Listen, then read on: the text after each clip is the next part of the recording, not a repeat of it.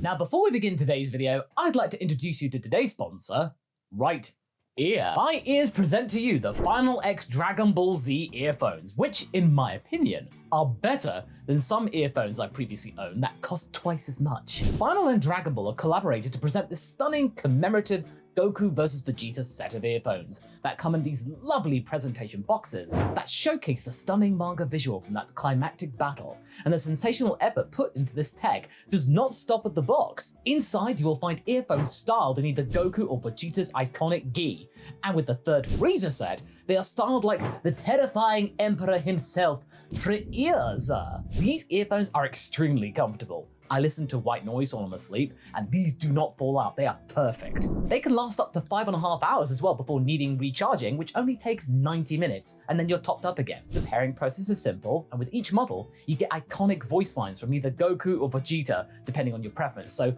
when you actually put these in, you hear Goku shouting the Kamehameha. That never gets old. These amazing earphones by Final are currently available on Amazon and other online retailers, so make sure to get them before they're gone. Krillin couldn't sleep. It had been a few months already, but he still couldn't stop thinking about it. Something wasn't right. It was unfair that it ended like this. He started to wriggle in the bed until he could hear some early birds singing outside. The sea was also pretty rough, so he decided to dress up and go out. He could hear Master Roshi and the turtle snoring from their respective parts of Kame House, so he tried to be as quiet as possible so as not to wake them up. It was almost dawn, with some stars still barely visible and nature slowly starting to wake up. The breeze was pleasant though, but for Krillin, even that felt somewhat uneasy. He looked up to the sky to think that a mere 4 or 5 years ago, he was there, away from home. The situation felt pretty hopeless back then, but even so, they had managed to pull through. But now, things were different. Though not dangerous, everything was still kind of bleak. Even the sunrise over the island wasn't bringing him all that much joy, like it usually did. He needed to get some fresh air in his face, so he decided to simply fly over the sea, clear his head. He tried to focus on the emotion itself, on the air swirling past him, but he still couldn't stop thinking about it. Pull yourself together, Krillin. There was nothing you could have done. The best thing you can do right now is be there for everyone else. He flew north over the desert. He could maybe check if 𝐼𝐚𝐢𝐥 was home. But most likely, the bandit was no longer staying here and staying at his West City apartment, readying himself for the next big baseball game. Besides, it was still pretty early in the morning, so he didn't really want to wake anyone up and load them with his problems. Maybe he could go to Mount Paozu, but he wouldn't feel good about that either. They probably needed some space at this time. He really would like to help them, but he didn't know when would be the appropriate time to offer it. Curse his niceness. Maybe Ten Shinhan was around. He could converse with him, but he didn't know where he was exactly. Ten Shinhan didn't like to be found. He was a very private person. Were they still living in that capsule home next to Mushroom Forest, maybe? Just flying around though, felt kinda hopeless. He sighed and reluctantly decided to return home to Kame House.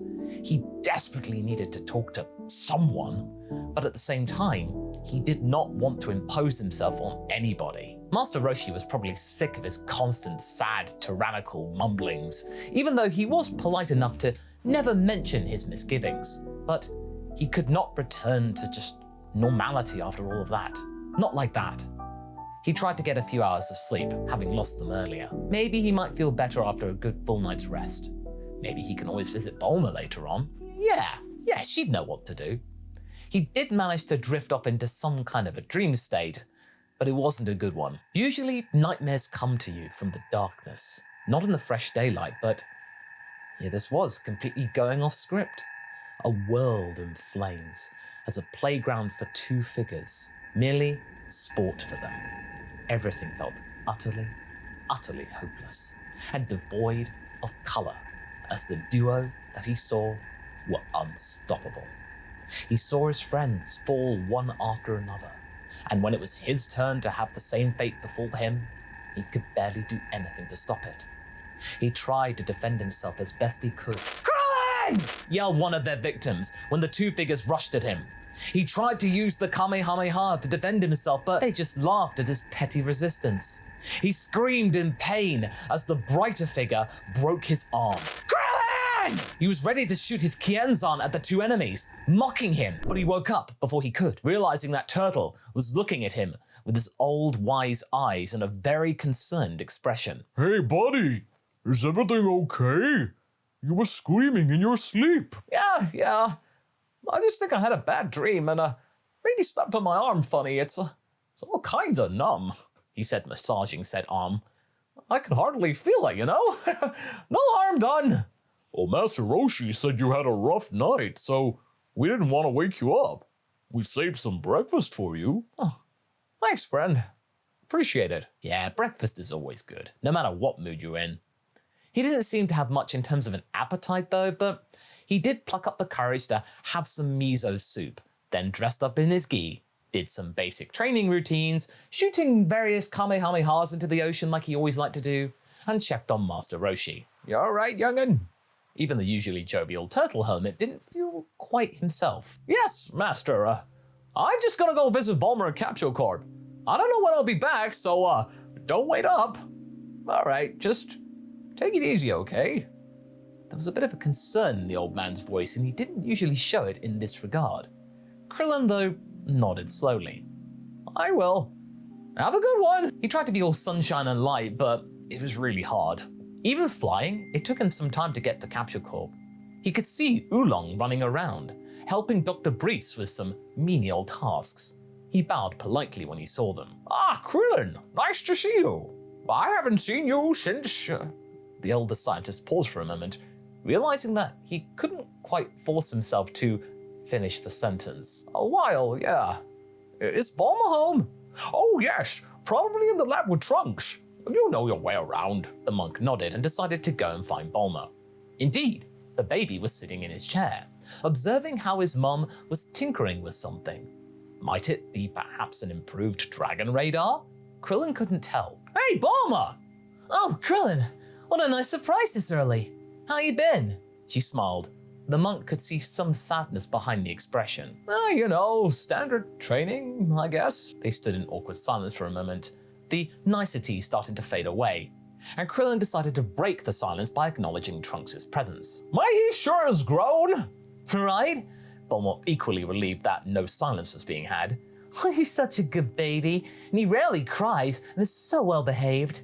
Krillin giggled, feeling a little lighter. Well, it's good that he took more from you than from Vegeta, right? Bulma laughed as well. Oh, don't be so sure. You remember how bad I was as a teen? At his age, I must have been a little nightmare. Speaking of Vegeta, is he, No. And you know, I don't have high hopes about that, but it's okay. We'll manage. Sorry, I didn't want to be crass about it. Krillin seemed apologetic. Oh no, it's okay. I know it's because you want to help. I'd love to help Chichi and Gohan as well, but I don't know how. There was that cold silence returned again. Even Trunks caught in on this and started to wriggle about in an uneasy manner. So do I. I ask myself, if I were a better scientist, maybe I could. Krillin seemed shocked. Bulma, don't blame yourself for this. You couldn't have done anything. It was some weird space mumbo-jumbo going down. No one knew what could have possibly happened. We've dealt with alien stuff multiple times before, and that worked out.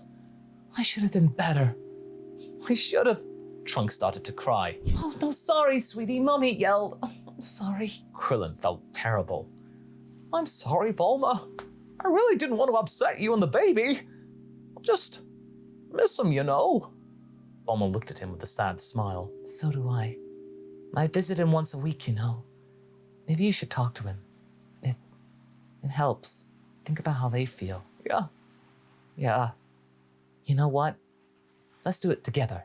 She put away the radar. If that'll make you better, maybe it'll make me better. Thanks, I think. I was kind of afraid of facing them alone. Krillin sighed deeply. Me too, buddy. Me too. They'd decided to take some gifts for Gohan and Chi-Chi. Maybe this might be some crumb of comfort. Ease the pain in some way. As they landed a good distance from the household, they saw the monument. It was rather modest, close enough for his loved ones to visit him, but far enough away so They didn't have to look at it 24/7, every single waking moment of their day. When Bulma prepared the stroller, Krillin decided to approach the gravestone first. After a moment of silence, he finally spoke. "Hey Goku, sorry I haven't visited lately. It was so hard for me at first. I hope you're having fun with King Kai. You're probably still training even after your death. Classic Goku." The monk tried to imagine his friend with a halo training around the small planet. He kept trying to tell himself that Goku wasn't gone. He still had his body, and you would think that maybe all of that would have put his mind at ease, but the thing was, a heart virus was hardly a way for a warrior to go. For sure, not the death he was hoping for, and the fact that he couldn't be brought back with the dragon, that just made it all the more permanent. "We're going to visit Chichi and Gohan, by the way. We're sorry it took us months to do so, but we didn't want them to feel overwhelmed. I know I promised I'd take care of them and told them they could reach me anytime, but I still could have done more.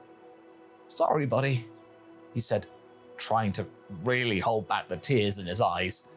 He tried to imagine maybe his best friend's smiling face, saying that, "Oh, it wasn't such a big deal," but it still hurt. Someone placed a hand on his arm. For a moment, he thought it was Goku. He could have sworn it was Goku. But no, in fact, it was Bulma, approaching with the stroller. "Hey, look! Bulma's here as well, and Trunks! Look how big he is right now!" They stood together, not saying a word.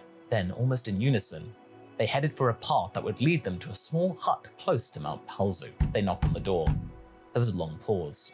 Then they opened it, and Chi-Chi just hugged them.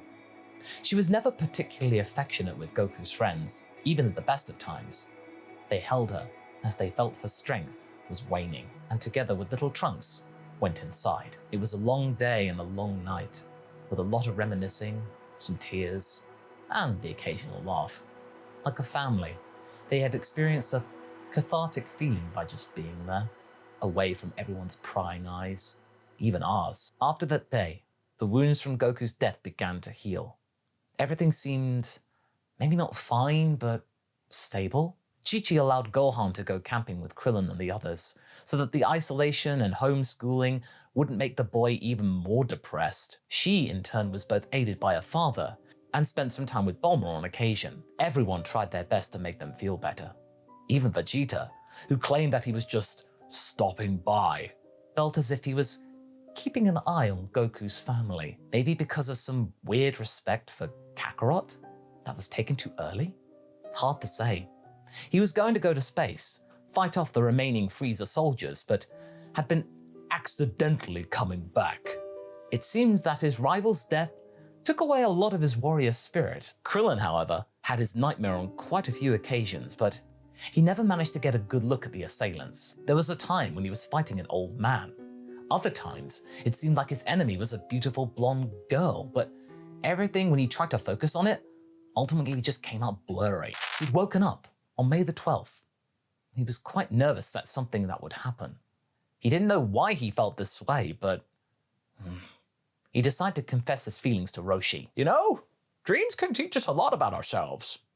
Maybe you're still fighting an inner battle, or, maybe you're still into blondes. And seeing old men suggests that you might need your own place to live." Krillin knew that Roshi was maybe trying to make him feel better, get a laugh out of him, and he partially succeeded, but he still couldn't shake off the feeling that something was wrong. He turned on the news. It was another sunny day. He even watched a transmission from Amembo Island, showing the opening of a new public beach. The monk squinted. He saw that place before. It was in his dream. He decided to fly there and investigate at once, just to clear his head, confirm something, because this was the place in the dream. It had to be. Everything else was blurry, but that place though? No, that was crystal clear. Despite it being in much worse shape, of course, but, still the same. As he arrived there, Krillin saw people going about their day, laughing, some of them visiting the new beach. But there was something lurking in the air and he could feel it, whilst others couldn't. He waited. 1 hour, 2 hours, 3 hours. After 4 hours, it finally happened. He realized that everything had been fine, that it was just some nightmare, maybe some leftover guilt. But Amembo Island was fine. Nothing bad happened today. As he returned to Kame House quite late, he slept as he had never slept in months. His first truly calm night since the incident. He happily awoke to a new day that was awaiting him on May 13th. There wasn't much left of the scientist or his clown automaton. It was good that the machine had managed to get him here earlier.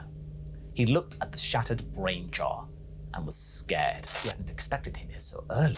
As he slowly walked toward the capsule, he knew he had to do whatever he had to do quickly. His siblings were asleep. They wouldn't put up much of a fight. Good. Once he consumed them, everyone would be able to feel his power. But it'd already be too late for them. Too bad that the future boy didn't catch him in time.